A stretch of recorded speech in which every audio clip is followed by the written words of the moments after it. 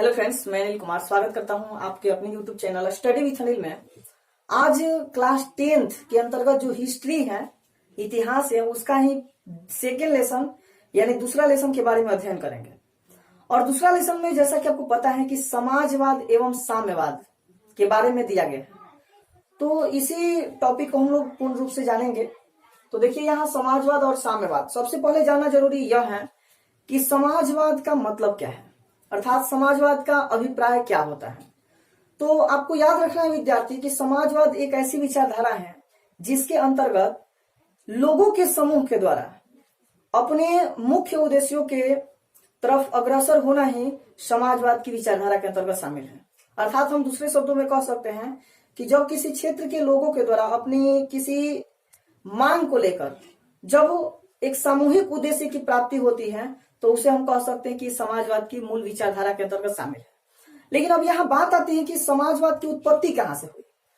तो देखिए, समाजवाद की उत्पत्ति 18वीं शताब्दी में ब्रिटेन से मानी जाती है। अब देखिए, यहाँ पर दिया गया है कि समाजवाद की उत्पत्ति जो है 18वीं शताब्दी में औद्योगिक क्रांति के फलस्वरूप हुआ था। अब देखिए, यानी औद्योगिक क्रांति के फलस्वरूप ये देखा गया था कि समाजवाद की जो मूल विचारधारा है वो उदय हुआ था। अब देखिए, यहाँ प्रश्न यह है कि औद्योगिक क्रांति क्या है। तो हुआ क्या, जैसे आपको पता होगा कि पहले कुटीर उद्योग और लघु उद्योग को काफी बढ़ावा दिया गया था। लेकिन क्या हुआ, कुछ समय अनुसार जैसे ही समय व्यतीत होता गया, उसके बाद क्या हुआ कि कुटीर और लघु उद्योग के स्थान पर दीर्घ उद्योग को स्थापित कर दिया गया, यानी बड़े बड़े कल कारखाने को स्थापित कर दिया गया। और इसमें क्या हुआ कि पूंजीपतियों के द्वारा इसमें बहुत सारा श्रमिकों को जो है कार्य दिया जाता था और उसके बदले जो है उसे वेतनिक दिया जाता था, यानी वेतन के रूप में दिया जाता था। अब यहाँ सबसे महत्वपूर्ण बात यह है कि जो पूंजीपति वर्ग के लोग थे उन्हें शोषण करने लगते थे, यानी श्रमिकों को।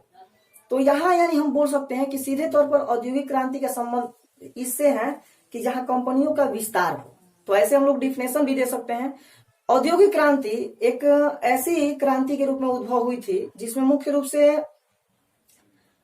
औद्योगिकरण को बढ़ावा दिया गया था। अर्थात जब कंपनियों की स्थापना हुई, बड़े बड़े कंपनियों की स्थापना हुई, तो एक जगह से धीरे धीरे किसी अलग अलग क्षेत्रों में जब विस्तार हुआ तो उसका ही नाम दिया गया औद्योगिक क्रांति। तो यहां तक चीजें आपको समझ में आ गया होगा।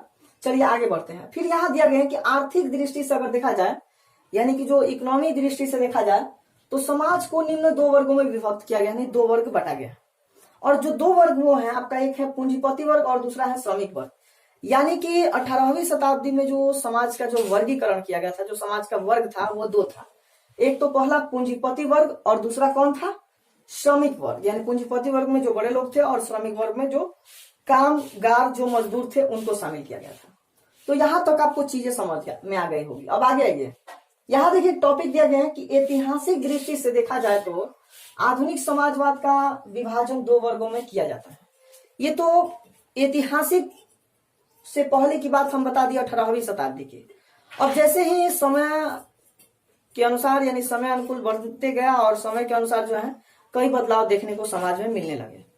यहाँ क्या होता है कि ऐतिहासिक दृष्टि से समाजवाद को आधुनिक रूप में अलग व्यतीत किया गया है या बांटा गया है। एक तो पहला दिया है यहाँ पर कि दो वर्गों में इसको भी बांटा गया, यानी आधुनिक समाजवाद को। एक तो मार्क्स से पूर्व। मार्क्स कौन है, तो कार्ल मार्क्स। कार्ल मार्क्स का आप नाम सुने होंगे या नहीं सुने हैं, तो हम कार्ल मार्क्स के बारे में अभी आज इस वीडियो में बताएंगे। आप आसानी से जो है उनके बारे में जान लीजिएगा, उनकी पूरी कहानी आप याद कर सकते हैं।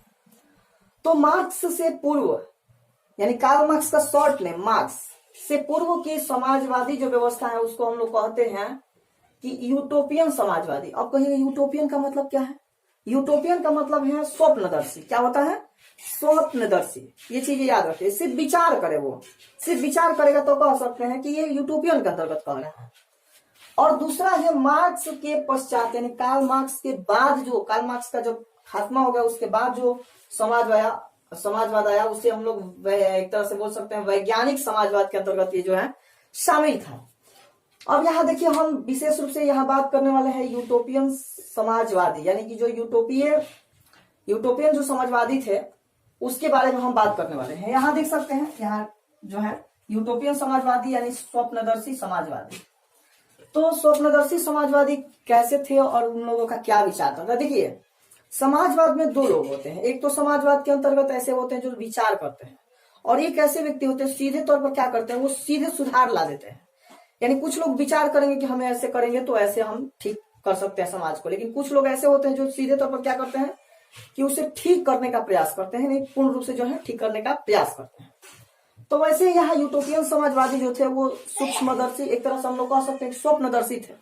स्वप्नदर्शी का मतलब किसी विचार करना। अब देखिए, वर्ग संघर्ष के बदले समन्वय के हिमायती, यानी वर्ग संघर्ष के बदले जो है ये समन्वय के हिमायती थे। तो इस तरह हम कह सकते हैं कि ये समन्वय बनाने का जो है इन लोग का परिकल्पना जो है व्यतीत था। अब देखिए, पहला इसमें हम 4 ऐसे यूटोपियन समाजवादियों के बारे में जानेंगे जो काफी इंपोर्टेंट है, जहां से एग्जाम में भी प्रश्न आते हैं। तो पहला प्रश्न यहाँ देखिए, पहला पॉइंट ये है कि फ्रांसीसी विचारक जिनका नाम है सेंट साइमन, इन्होंने अपना विचार प्रकट किया है कि राज्य और समाज को इस ढंग से संगठित करना चाहिए कि लोग एक दूसरे का शोषण करने के बदले जो है मिलजुल कर प्रकृति का दोहन करें। यानी इनका कहना है कि सेंट साइमन का कहना है कि राज्य और समाज को इस ढंग से संगठित करना चाहिए कि जो लोग एक दूसरे से जल रहे हैं या उससे लड़ रहे हैं वो एक दूसरे से मिल कर रहे हैं। और फिर उसने ही क्या किया, उन्होंने ही घोषित किया कि प्रत्येक को उसकी क्षमता के अनुसार तथा प्रत्येक को उसके कार्य यानी उनके कार्यों के अनुसार जो है आगे बढ़ना चाहिए। और यहाँ देखिए, समाजवाद का एक तरह से मूलभूत नारा बन गया था, यानी कि मूलभूत नारा के रूप में भी यहाँ माना गया था। तो ये भी कई बार एग्जाम में जो है ऐसे कथन के रूप में दे देता है कि अब किसने कहा था, तो आपको याद रखना है सेंट साइमन के द्वारा कहा गया था। अब आइए दूसरे नंबर पर आते हैं चार्ल्स फॉरियर की अगर हम बात करें तो इन्होंने आधुनिक औद्योगिकवाद का विरोधी या एक तरह से विरोध किए थे। कह सकते हैं कि आधुनिक जो औद्योगिकवाद है, जो औद्योगिकरण है, उसका विरोध किए हैं, इनका कहना है।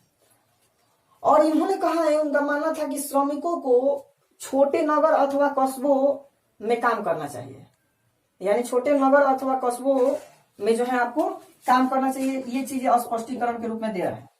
और उसने किसानों के लिए फ्लांक्स भी बनाए थे। फ्लांक्स यानी कि एक तरह से कार्य पद्धति को अपनाने के लिए जो है ये स्पष्टीकरण किया गया था। तो ये चीजें स्पष्ट रूप से आप समझ चुके होंगे। आगे बढ़ते हैं। तीसरा नंबर है लुई ब्ला के बारे में आप जानते हैं। लुई ब्ला भी काफी इंपोर्टेंट व्यक्तित्व से परिचित था और ये भी फ्रांसीसी था। तो आप यहाँ देख सकते हैं कि इन्होंने क्या कहा था लुई ब्ला कि आर्थिक सुधारों के लिए राजनीति की अति आवश्यकता होती है।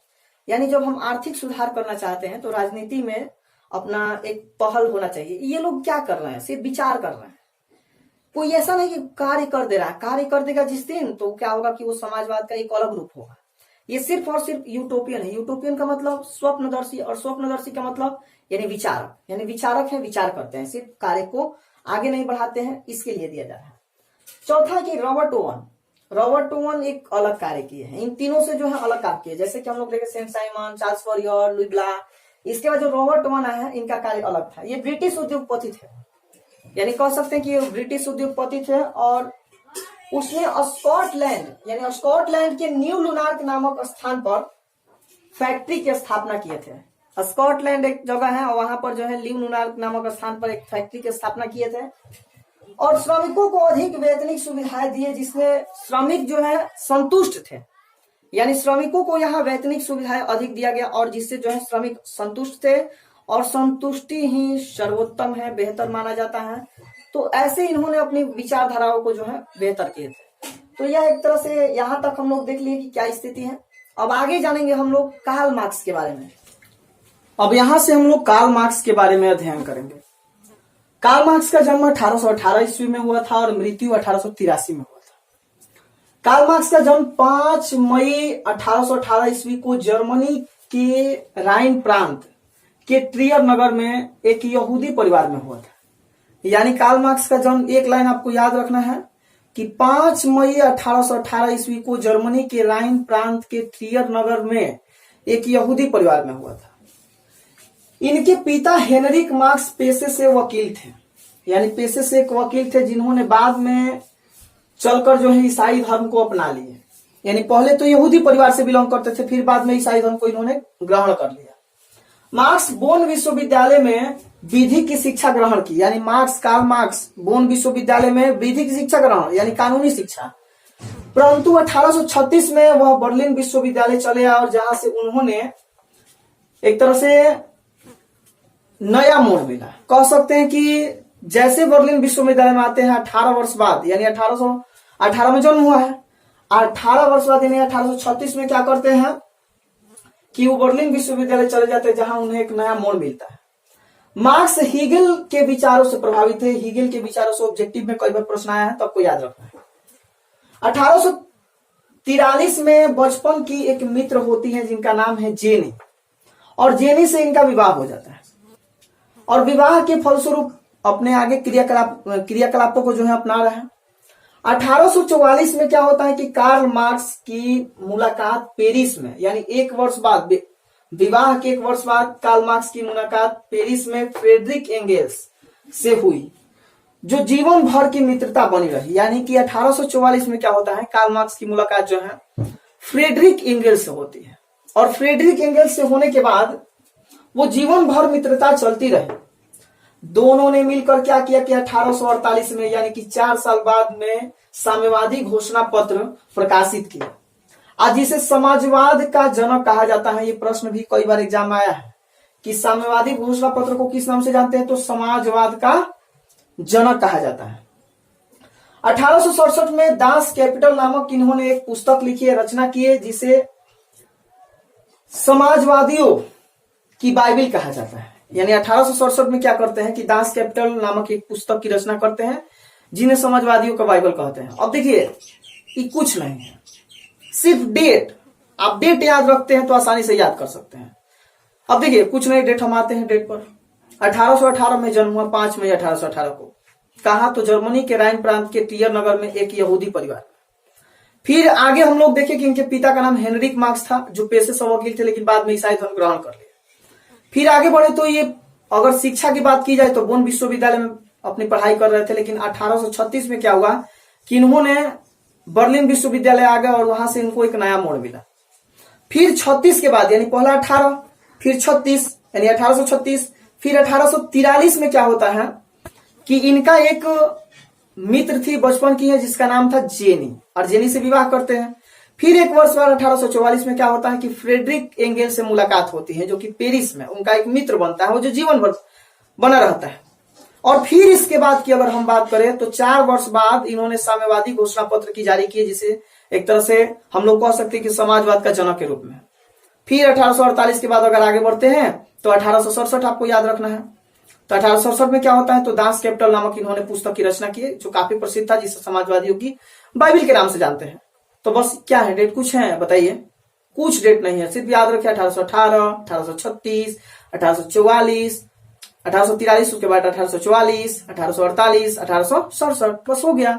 इतना में ही आप आसानी से जो है दीर्घ देगा कि कार्ल मार्क्स का संपूर्ण जीवनी लिखे, तो संपूर्ण जीवनी आसानी से देगा कि कार्ल मार्क्स की संपूर्ण जीवनी लिखे, तो आसानी से आप संपूर्ण जीवनी लिख सकते हैं डेट वाइज। चलिए आगे बढ़ते हैं। और मार्क्स ने 5 सिद्धांत दिए थे। चूंकि दीर्घ में प्रश्न ऐसे देगा कि कार्ल मार्क्स जीवनी तथा उनके 5 सिद्धांतों को लिखे। 5 सिद्धांत कौन कौन दिए थे उसके बारे में हम चर्चा करने वाले हैं विद्यार्थी। पहला सिद्धांत है द्वंदात्मक भौतिकवाद का सिद्धांत, यानी जो द्वंदात्मक जो 2 स्थितियां बनती हैं उस समय भौतिकवादी विकास की क्या सिद्धांत होती है उसका वर्णन किया है पहला में।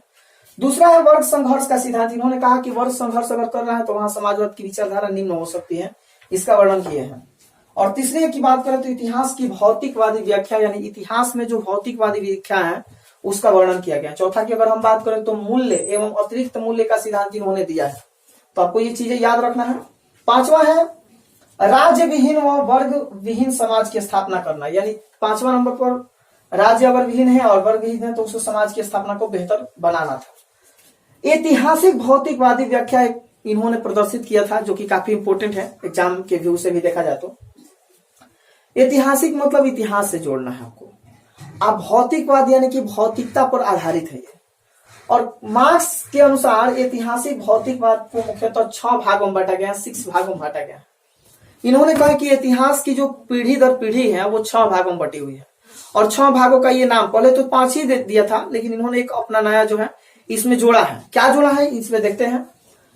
इन्होंने क्या किया है कि पहला में जोड़े हैं आदिम साम्यवादी युग, यानी पहला जो युग आया था उसको बोले थे आदिम साम्यवादी। साम्यवादी अभी आपको बताया किसान और श्रमिकों से जुड़ी हुई है। दास्ता का युग, यानी दूसरा है दास्ता का युग, यानी स्लैब एज, स्लैब यानी एक तरह से दास्ता के रूप में हो। तीसरा है सामंती युग और चौथा है पूंजीवादी युग, यानी कि कंपनी के मालिक से सीधे संपर्क है। अब पांचवा है समाजवादी युग और 6 नंबर है साम्यवादी युग, यानी छठा नंबर पर साम्यवादी युग है, जो कि मार्क्स के द्वारा इसे एक प्रदर्शित किया गया है, स्पष्टीकरण किया गया है। अब मार्क्स की बातें यहां तक आती है तो मार्क्स ने क्या किए थे कि मार्क्स का प्रथम अंतर्राष्ट्रीय संघ भी, यानी प्रथम अंतर्राष्ट्रीय संघ एक सम्मेलन हुआ था लंदन में, और ये 1864 में हुआ था। उसमें नारा मार्क्स ने खुद दिए थे, मुख्य रूप से श्रमिकों के हित में इन्होंने बात अपना व्यक्त किए थे कि श्रमिक कैसे अपनी स्थिति में एक बदलाव कर सकते हैं, कैसे अपनी स्थिति को बेहतर कर सकते हैं, इसका जो है संपूर्णतः वर्णन किए हैं। कैसे एक नारा के माध्यम से बुलंद किए हैं उसके बारे में भी देख लेते हैं। नारा की बात रही तो अधिकार के बिना कर्तव्य नहीं और कर्तव्य के बिना अधिकार नहीं, ये प्रश्न कई बार एग्जाम में आया हुआ है। यानी अगर व्यक्ति को अधिकार नहीं दीजिएगा तो वो कर्तव्य उसके पास नहीं रहेगा, और कर्तव्य नहीं जब करेगा तो अधिकार कहां से मिल सकता है।